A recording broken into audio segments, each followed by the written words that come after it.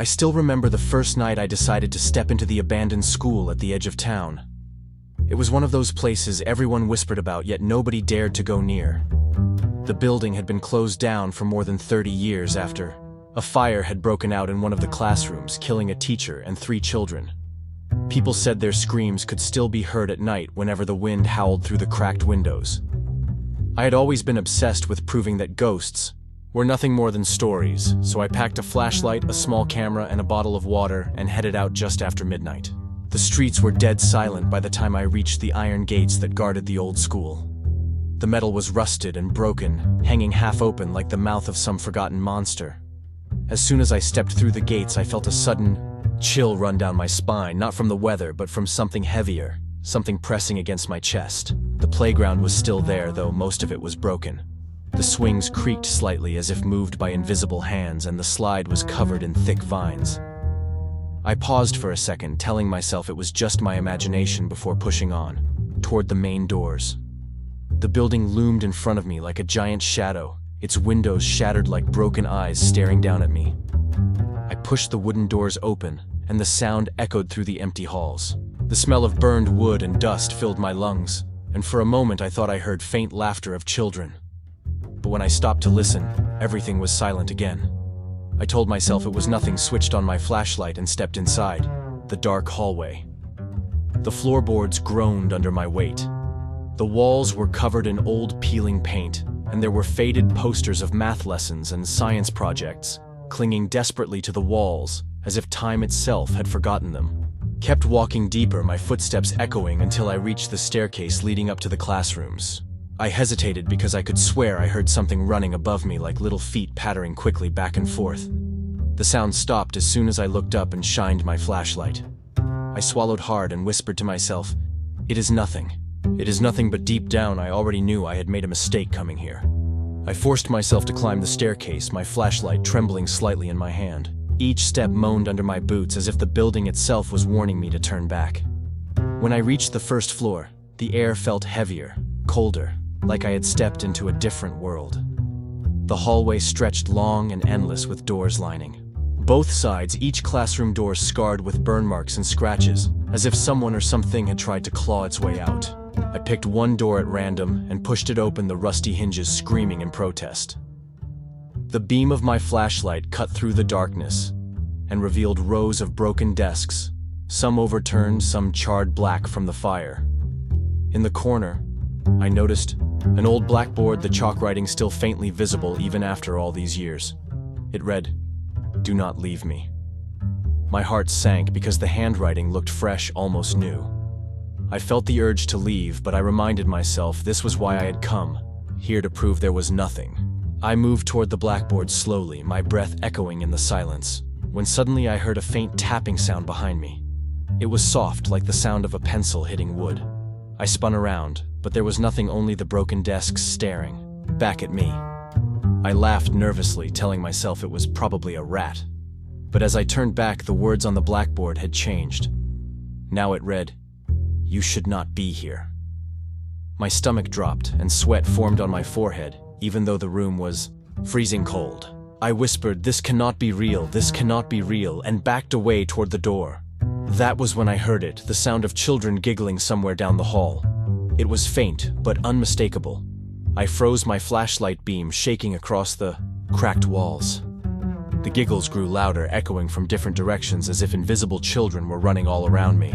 I gritted my teeth, forced myself into the hallway, and shouted, "Who is there?" My voice sounded small and weak in the suffocating darkness. For a moment, the giggling stopped, replaced by silence so thick I could hear my heartbeat in my ears. Then, slowly, a single desk from inside the classroom scraped across the floor, moving by itself until it blocked the doorway behind me, trapping me in the hall. My chest tightened as I stood frozen in the hallway, the desk still pressed firmly against the door as if unseen hands had shoved it into place. I forced myself to look ahead, the long corridor stretching into darkness, swallowing the weak glow of my flashlight. My legs felt heavy, but I pushed forward, each step echoing louder than the last. I passed classroom after classroom, their doors hanging half open, their insides black as pits, and yet I could feel eyes staring at me from within. When I reached the middle of the hallway, I noticed a door marked Room 6B. The paint faded, but still legible. Something about it pulled me closer, like a rope tied around my chest, dragging me toward it. I hesitated, but then slowly reached out and turned the knob. The door opened with a groan, and the stench of smoke hit me like a wave. Inside the room, the desks were arranged neatly, as if the students had only just left, but every chair was empty. My light caught something on the floor, a circle drawn in chalk, surrounded by strange symbols I did not recognize. In the center of the circle lay 3 small burned shoes, their leather cracked and blackened. My throat went dry. I wanted to back out of the room, but then a soft whisper brushed past my ear, and I swear I felt warm breath against my skin. It said, "Stay and play with us." I spun around, but the room was empty. The door slammed shut behind me, making me jump, my flashlight nearly slipping from my hand. I rushed to the door and pulled, but it would not budge. Panic clawed at my chest as the temperature in the room dropped so low that my breath fogged in front of me. Then slowly the desks began to scrape across the floor, moving on their own, forming a tight circle around me. The chalk symbols on the ground started to glow faintly red like embers coming alive. I shouted, "Stop, stop, this is not real." But my voice was swallowed by the sound of children laughing all around me, their giggles sharp and cruel. The shoes in the circle twitched, as if something inside them was trying to move. My vision blurred, and I felt my knees weaken. At that moment, I realized I was no longer just exploring an abandoned school. I had stepped into a place that was still alive with the memories and anger of the dead. The glowing symbols on the floor pulsed brighter, as if the room itself was breathing, and I stood trapped inside the circle of desks, my flashlight flickering wildly. I could hear the whispers now, not just laughter, but full voices overlapping each other, children speaking words I could not understand, mixed with sobs and screams that cut through the air. My heart hammered against my ribs. I tried once more to yank the door open, but it felt as solid as stone. Suddenly the shoes in the circle jerked violently, and from each one rose a faint shadowy figure. Small childlike shapes, their faces hidden in darkness. They swayed back and forth, their heads tilting in unnatural angles as if bones had long been broken. One of them stepped closer, its outline flickering like smoke, yet its footsteps were loud, heavy, and real. I froze as it stopped right in front of me and lifted its head. Where its face should have been, there was only a hollow void, yet 2 glowing eyes burned inside the emptiness, staring straight through me. I stumbled back, crashing into a desk, but the circle did not let me out. The figure opened its mouth and a sound poured out, not a scream, not a laugh, but both twisted together until my ears rang with pain. I shouted, "Leave me alone, leave me alone." But the shadows only laughed harder, their hollow voices echoing like a chorus of nightmares. Then the desks began to shake violently, lifting an inch off the floor and slamming down again and again like a drumbeat. My flashlight went out, plunging me into near darkness, the only light now coming from the burning red chalk beneath my feet. I squeezed my eyes shut, praying this was a dream. But when I opened them again, the shadow children were gone. The desks lay still. The symbols on the floor had dimmed to nothing. My breathing was ragged as I stumbled to the door, and this time it swung open easily, as if mocking my earlier struggle. I rushed into the hallway, gasping for air, but the silence there was worse than the noise inside. For a moment I thought I had escaped, but then I noticed something that made my blood turn to ice. On the wall across the hallway, written in fresh, dripping letters, were the words, "You belong to us now." My legs trembled as I backed away from the wall, the words still dripping, as if written in blood, fresh and alive. I wanted to run. I wanted to leave the school behind. But something inside me whispered that it was already too late. The hallway stretched, ahead darker than before, and the beam of my flashlight barely cut through the blackness. I forced myself to keep moving, hoping to find the stairs and escape, but the building seemed different, twisted, as if the halls were shifting and reshaping themselves. Every turn led me deeper instead of closer to the exit. My breathing grew louder in my ears until I suddenly heard another sound, a slow, deliberate tapping, like the click of heels against the floor. It echoed steadily from the far end of the hallway, growing closer with each step. My body froze, every instinct screamed at me to hide, but my feet refused to move. Then out of the darkness, she appeared. A tall woman, in what looked like a scorched teacher's dress, her skin pale, her face half-burned, her eyes glowing faintly with an unnatural light. She carried a ruler in one charred hand, tapping it against the wall with every step. I knew without doubt she was the teacher who had died in the fire, the one the stories always mentioned. She stopped only a few feet away from me, tilting her head as if studying me. Her lips cracked into a broken smile, and in a voice that was both soft and sharp, she whispered, "You should not disturb my class." My throat closed up. I wanted to answer, but no words came. She raised her burned hand, and the air grew so cold that my bones ached. Behind her, the shadows of children flickered into existence, filling the hallway, their laughter low and cruel. The teacher stepped closer, and with every step the walls around us seemed to pulse like a living thing. I forced myself to stumble backward until my back hit another door. Without thinking, I shoved it open and fell into a dark classroom, slamming the door shut behind me. My flashlight sputtered back to life, and I realized the walls of this room were covered floor to ceiling in drawings. Childish crayon sketches of burning buildings, screaming faces, and black figures with glowing eyes. At the very center of the wall, written over and over again in shaky handwriting, was one sentence: "The teacher will never let us go."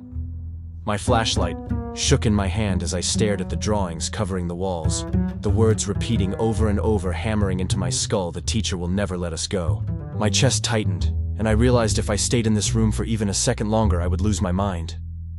I grabbed the handle and yanked the door open, but the hallway outside was not the same anymore. The floor stretched longer than before, the ceiling dripping with dark water that smelled of smoke and rot. The giggles of children echoed from every corner, but now they were joined by whispers of my name, soft and cruel, dragging me deeper into fear. I forced myself to run, my boots pounding against the rotten boards. I did not care where I was going. I only knew I had to find the exit. Doors slammed shut one after another as I passed them, the sound chasing me like gunshots. My lungs burned, my heart threatened to explode, when suddenly I saw it at the end of the hall, the staircase leading down to the ground floor. Relief washed over me for only a second, because standing at the top of the stairs was the teacher, her scorched face twisted into a mask of rage. She lifted her arm, and the shadows of children appeared on the steps, their bodies blocking the path, their hollow eyes glowing in the dark. I skidded to a halt, panic screaming inside my head. I turned to run another way, but the hallway behind me had vanished, replaced by a wall of black smoke that crawled closer, filling the air with the smell of fire. My only choice was forward, through her, through them. I tightened my grip on the flashlight and whispered to myself, "Move now, or die here." Then, with every ounce of strength left in me, I charged straight toward the staircase. The shadows reaching out with claw-like hands, the teacher raising her burned ruler high above her head as the entire building shook with the sound of children screaming. I ran straight into the wall of shadows, their hands cold as ice clawing at my skin, trying to pull me down, but I forced myself through, screaming with every step, my body crashing against invisible weight until I broke past them. The teacher stood only a breath away, her burned face inches from mine, her eyes glowing with pure hatred.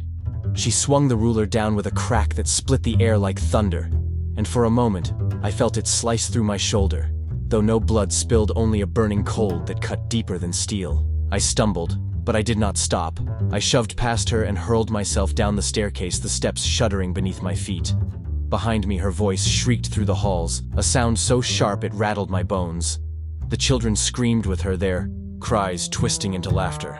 I hit the bottom floor and ran blindly through the darkness until at last I saw the faint outline of the main doors. My legs pumped faster than they ever had, my lungs tearing with every breath. I slammed into the doors and they burst open with a deafening crash. Cold night air rushed into my chest as I stumbled outside, collapsing onto the cracked pavement of the playground. I looked back, and for a second, I saw them all framed in the doorway, the teacher standing tall, her army of shadow children clustered around her, their hollow eyes glowing like embers. She raised her arm as if reaching for me, but the doors slammed shut with such force the sound echoed through the night. Silence fell. I lay there gasping, my body shaking uncontrollably as the iron gates creaked behind me. Slowly, I pulled myself to my feet and staggered out onto the empty street. The school loomed in the distance, quiet and lifeless once more. People say I was lucky to come back alive, but they are wrong. Because sometimes when I walk home at night, I hear the faint tapping of a ruler against the sidewalk. Sometimes I hear children giggling in the dark even though no one is there. And deep down, I know the truth. I never really escaped. The school is still with me. And one day, it will call me back. For weeks after that night, I tried to convince myself it had been a nightmare, maybe the result of too much stress or lack of sleep. But deep inside, I knew what I saw was real. My friends laughed when I told them my story, some even dared me to go back. But I refused. I swore never to step near that school again. Yet the school did not need me to return. It followed me. Some nights when I lie awake, I hear faint footsteps in my hallway, like small bare feet pattering across the floor. Other nights, the smell of burned wood fills my room so strong that I choke on the smoke even though no fire exists. And once, just once, I woke in the dead of night to find something drawn on my bedroom wall in childish handwriting. "Do not leave. Me." I scrubbed it away until my hands bled, but in the morning it was back, only darker, bolder, as if the chalk had been carved into the wall itself. Now I keep my lights on every night I sleep with the sound of music blasting through headphones, hoping to drown out the whispers that call my name. But nothing works. I know the teacher is waiting. I know the children are waiting. And the worst part is that I can feel myself getting weaker every day, as if a piece of me is already trapped back in that school. Maybe the stories were right. Maybe no one truly leaves once they step inside. And if one day you hear about me disappearing, do not bother looking. You will know exactly where I am. It has been 3 months since the night I entered the abandoned school, and every day since then has been a slow descent into madness. At first, it was only the sounds, the tapping of the ruler, the faint giggles in the corners of my apartment. But now it has become more than that. I see them. In the reflection of my bathroom mirror, I sometimes catch the outline of a burned woman standing behind me, her scorched smile frozen, her hand always raised as if about to strike. In the glass of my window, I see children pressed against it, their faces blank, their eyes glowing faintly even though my apartment is on the 4th floor. I tried moving away to another part of town, thinking maybe distance would break whatever curse had attached itself to me. But the first night in the new place, I woke to find small burned footprints across my living room floor leading straight to my bed. Sleep has become a stranger to me. I keep myself awake with coffee and pills, but exhaustion is eating away at my sanity. The few hours I do sleep, I dream of the school. In those dreams, I walk the endless halls again, the doors slamming shut behind me, the whispers growing louder until I wake drenched in sweat, my throat raw from screaming. I tried talking to a priest once, but as soon as he placed his hand on my shoulder, he pulled away as if burned. He said something clings to you, something old and furious. He refused to help me. Now I live each day knowing I am only delaying the inevitable. The teacher is patient, the children are patient, and every time I hear the tapping of that ruler echoing in the silence, I know they are one step closer to taking me back to the place I never truly escaped. I do not remember the exact moment I stopped fighting, but I know it happened slowly, like water dripping through cracks until the whole wall collapses. The sleepless nights, the endless whispers, the shadows, and every reflection, they wore me down, piece by piece. At first I tried locking the doors and windows as if locks could keep them out. Then I tried burning sage, covering my walls with holy symbols, anything to create a barrier. Nothing worked. The ruler kept tapping, the giggles kept echoing. The smell of smoke never left. One night I woke to find chalk dust on my fingers, even though I had not touched a single piece of chalk in years. On the wall beside my bed were the same words I had seen in that classroom. The teacher will never let us go. My heart broke because I realized I was already one of them. The following night I stopped resisting. I dressed in silence, put on my jacket, and walked out of my apartment without even locking the door. My feet carried me as if I had no will of my own, leading me through the empty streets toward the edge of town. The iron gates of the school stood, wide open, waiting for me like the arms of a parent welcoming a child home. The moment I stepped inside, the air grew heavy with the familiar stench of burned wood and ashes.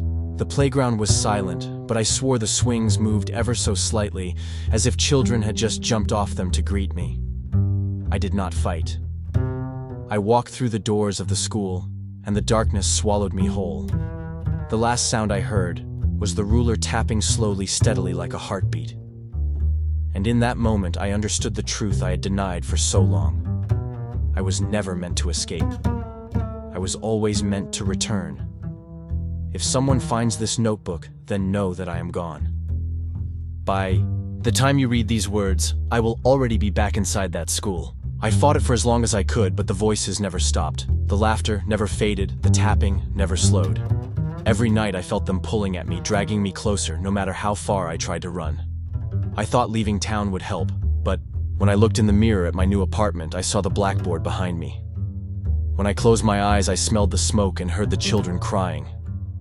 I know now there is no escape. The teacher marked me the moment I stepped through those gates, and the children have been waiting for me ever since. If you are reading this and you think you are brave, do not make the same mistake I made. Do not go near that place. Do not listen to the stories. Do not dare the darkness. Because once you walk those halls, they never let you go. If you search for me, you will not find me. But if you listen carefully on quiet nights, you may hear the creak of swings in an empty playground, or the faint tap of a ruler against stone. That will be me. I will be there forever. It did not take long before people began to whisper about me. Another name added to the list of those who vanished after daring to enter the abandoned school. The newspapers printed only a small note, a missing person case with no evidence, no trace, no answers. But in the streets, the rumors spread like wildfire. Some said they saw me wandering near the playground at night, my figure flickering in and out of the shadows. Others swore they heard my voice calling from inside the building, begging for help. Teenagers dared each other to sneak through the gates, filming shaky videos on their phones to post online. Most came back laughing nervously, pretending they had not felt the cold breath on their necks or heard the ruler tapping in the dark. A few never came back at all, and each time someone disappeared, the legend of the school grew darker, stronger, as if the building itself fed on every soul it claimed. Parents warned their children to stay away, yet the iron gates remained open, always waiting, always inviting. And late at night, when the wind carried faint giggles across the empty streets, people knew the truth. The teacher had found another student. The class was never empty. It was only growing. Years passed, and still the school stood untouched, a rotting skeleton at the edge of town, yet no one dared to tear it down. The council discussed demolishing it once, but the workers who entered never returned, and the project was abandoned overnight. Since then, no one has tried again. Instead, the building became a wound on the land, a place everyone avoided during the day and feared at night. But the whispers never stopped. People claimed the number of voices had grown, that the laughter was louder than before, as if the halls were crowded with unseen students.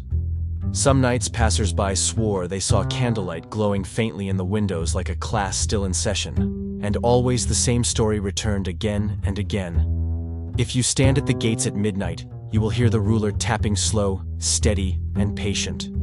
The teacher is still waiting. The children are still waiting.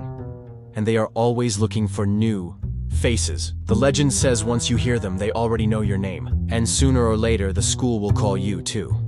They say every town has at least one fool who refuses to listen to warnings. In ours, it was a boy named Daniel. He had heard the stories 100 times growing up. But unlike the rest of us, he laughed at them. He was obsessed with filming urban legends for his small YouTube channel, and the abandoned school was the perfect target. One cold autumn night, he slipped through the iron gates with nothing but a camera and a flashlight, determined to prove it was all fake. The next morning, his parents found his phone lying just outside the gates, its camera still recording, though the screen was cracked. On the footage, Daniel can be seen walking through the playground, his voice steady at first, as he mocks the stories. But as he steps inside the building, his laughter fades, replaced by nervous silence. Then faintly in the distance, a voice calls his name. Not the voice of a stranger. The voice of the man who disappeared years ago. The voice of the narrator. Daniel whispers in shock. "Wait, someone is here." He follows the sound deeper into the halls, his camera shaking as his breathing grows heavier. The last thing the recording captures is the faint tapping of a ruler against stone, followed by Daniel screaming. The video ends there. Daniel was never seen again, and the legend only grew stronger. Locals began to whisper about strange sightings after Daniel vanished. A few brave souls who claimed to have peered through the broken windows at night swore they saw more than just shadows. They described a classroom lit by an eerie pale glow, desks lined up neatly, as if a lesson was in progress. At the front stood the teacher, her scorched dress swaying in the still air, ruler tapping slowly on the desk. But she was not alone. Seated among the rows were figures, pale and hollow children with blackened shoes, their eyes glowing faintly. And at the very back sat two shapes larger than the rest. One of them was Daniel, his head tilted forward as if listening attentively, his camera still hanging uselessly from his neck. The other was older, his face gaunt but unmistakable. It was the man who had disappeared years before, the one who had sworn he escaped. Both sat motionless, their mouths moving, in unison with the children as they repeated the same phrase again and again. "The teacher will never let us go." Those who saw it never stayed long, their courage crumbling the moment the figures all turned at once to face the window. They say if you stare too long, the children will smile at you. And if they smile at you, the school will find a desk waiting, just for you. It was not long before the town decided enough was enough. Too many had gone missing. Too many whispers had poisoned the air. A group of men gathered one night carrying cans of gasoline and torches, their faces grim with determination. They said they would end the curse by burning the school to the ground once and for all. People watched from a distance as the flames climbed high, licking at the broken windows and shattered roof. The fire roared louder than the wind, a blaze so bright it turned night into day. For a brief moment the crowd cheered, believing the nightmare was finally over. But then came the sound. A scream, not of one voice, but of dozens children crying and laughing all at once, the sound rising above the crackle of fire until it shook the ground. The flames twisted unnaturally, forming shapes in the smoke. Faces of children, their hollow eyes glaring down at the crowd. The men who had set the fire dropped their torches and fled. Some swore the smoke chased them all the way home. And when morning came, the town discovered something that froze their blood. The school still stood, blackened by fire, yet untouched by ruin, as if the flames had never harmed it at all. Only the iron gates were different. They were now sealed shut with no lock, no chain, only welded together by something no one could explain. And carved across the metal in deep scorched letters were 4 words: "The class is eternal." After the failed attempt to burn the building, the town changed. It was as if the curse had seeped into the very soil, spreading slowly like a disease. At first, it was small things. Parents reported their children waking in the night, speaking in voices not their own, whispering about lessons and teachers they had never met. Store owners swore they heard desks dragging across their empty shops long after closing time. Then, it grew worse. Streetlights flickered at midnight all across town in perfect rhythm like the tapping of a ruler. Stray animals vanished, their paw prints leading only toward the direction of the school before stopping suddenly as if swallowed whole. A bus driver claimed he saw children sitting silently in the back rows of his empty vehicle, their hollow eyes staring at him in the mirror. No one believed him until he quit his job the very next day and left town forever. The legend was no longer just about an abandoned building. Now people said the school had no walls, no gates, no boundaries. The class had spilled out into the world, and the teacher was everywhere. Some swore they saw her standing at street corners when the fog was thick, her scorched dress fluttering though no wind blew. Others heard the sharp crack of her ruler inside their own homes when no one else was there. And every time a new person disappeared, the whispers grew louder. The curse was no longer contained. The town itself had become the classroom. It began with a whisper carried on the wind at night, so faint that people thought it was only their imagination. But soon the whole town heard it. A man's voice, soft, cracked with fear, repeating the same words again and again. "I never escaped. The school is still with me." At first it came only near the playground where the gates of the school stood sealed shut. Then it spread farther until the voice echoed through empty streets, rattled inside abandoned houses, and even seeped into the radios of cars passing on lonely roads. Some swore they heard it through their phones late at night, a faint breath against their ear followed by the whisper of their own name. The townsfolk knew whose voice it was. It was the one who had escaped once, or at least claimed to. The man who had warned them in vain. His ghostly confession became part of the curse. Children repeated his words in their sleep, not knowing what they were saying. Old recordings played it back even when tapes had long been blank. And as the whispers grew louder, so did the feeling that the school was no longer waiting for people to come to it. It was calling them.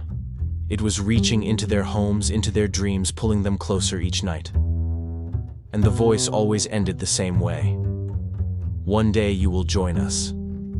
It happened so slowly that no one could mark the exact day the town began to die. Shops closed one by one, their owners gone without a word, leaving doors unlocked and lights still burning inside. Houses stood empty with plates still on the tables and clothes still hanging to dry, as if families had vanished in the middle of their lives. The school gates remained sealed, yet the voices grew louder, filling every street, every corner, every shadow. Travelers who passed through spoke of a silence so thick it made their skin crawl, broken only by the sound of children laughing somewhere in the distance. Those brave enough to explore claimed the town was no longer real, that it shifted and twisted like a mirage. Roads curved back on themselves, buildings repeated endlessly, as if the entire place had become a maze. And at the center, no matter where they walked, the school always appeared waiting like a spider in its web. Soon, maps erased the town altogether. Officials declared it abandoned, unsafe, uninhabitable. But the truth was whispered in hushed voices across neighboring cities. The town was not empty. It was full. Every house, every street, every corner was crowded with invisible students waiting in silence for the next lesson to begin. And the teacher was still there, her ruler tapping endlessly, keeping time in a town that no longer belonged to the living. They thought the curse would end with the town erased from the maps, abandoned to rot and crumble into dust. But the school was never meant to be caged by borders or boundaries. Truck drivers on long highways began to report seeing children standing on the roadside at night, their faces pale, their eyes glowing faintly before vanishing into the dark. Families hundreds of miles away woke to the sound of desks dragging across their hallways, even though no school stood near. Videos surfaced online, recordings filled with static and faint voices repeating the same chilling phrase, "The class is eternal." At first, people laughed, dismissing it as hoaxes, but the laughter faded when those who watched too long began to disappear, leaving only their phones still recording blank walls and silent rooms. Cities whispered of whole apartment blocks gone. Dark, entire floors abandoned overnight, while neighbors swore they heard the sound of a teacher's ruler echoing through the vents. It was no longer just a story, no longer a legend. The world itself had become a classroom, and every street, every building, every shadow was now part of it. Somewhere in the endless darkness, the teacher still stood, her scorched dress untouched by time, her ruler tapping against unseen desks as new students took their seats one by one. And whether you believe it or not does not matter, because once you have heard this story, the lesson has already begun.